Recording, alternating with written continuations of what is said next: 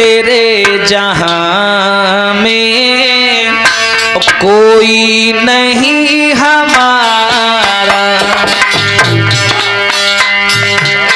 मालिक तेरे जहां में, इतने बड़े जहां में कोई नहीं हमारा।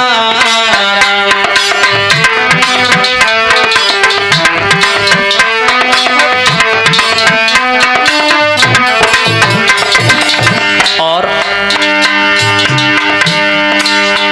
क्या बोली है देवकी मैया, और भगवान खड़े खड़े उनकी बातें सुन रहे हैं। और जहां कंस बच्चों को दीवार पर पटकता था वहां खून के निशान बने हुए थे, तो मैया उन निशानों को उंगलियों से कुरेदती जाती और रोती जाती। क्या बोली मैया,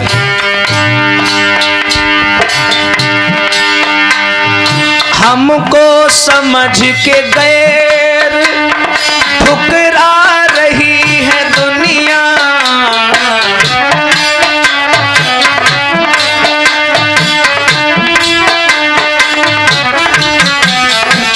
और हम पर बनी तो हमसे कतरा रही है दुनिया।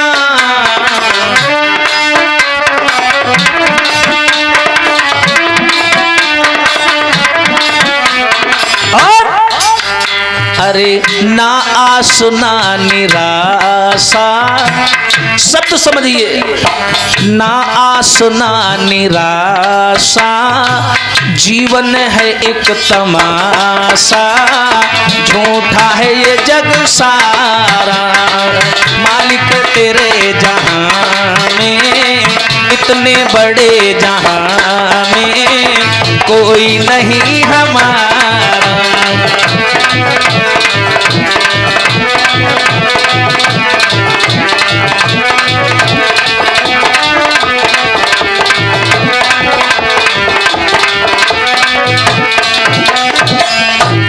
कोई नहीं है हमारा।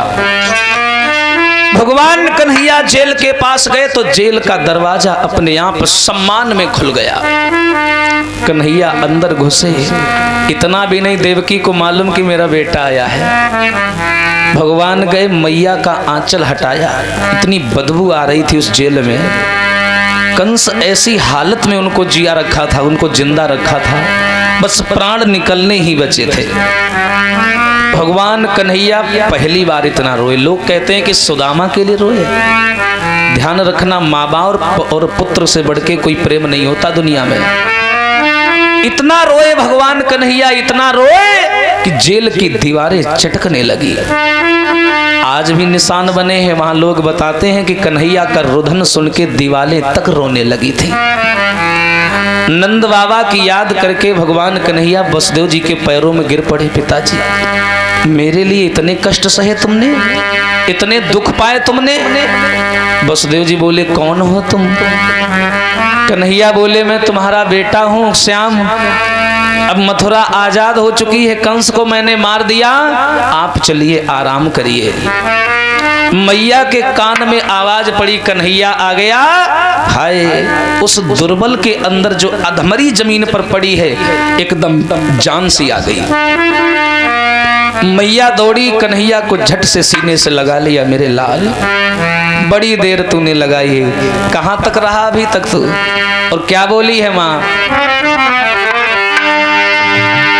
अरे काहे इतनी देर लगाई लाला तूने आने में, लाला तेरी आस लगी है अब के जमाने में।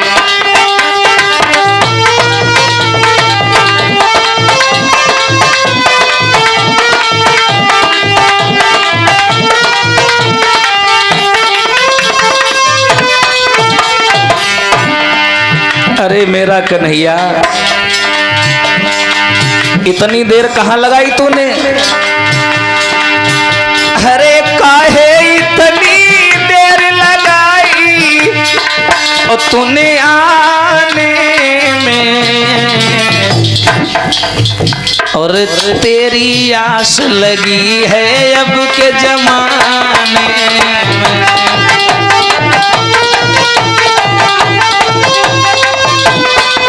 ए बाबा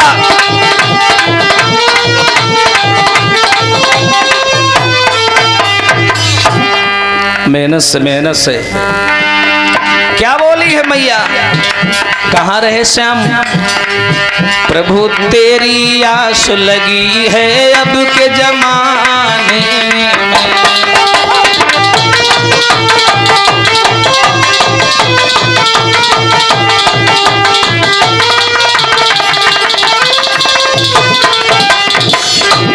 भगवान बोले मैया अब जरूरत नहीं है रोने की, चल और जितना जीना है जी ले।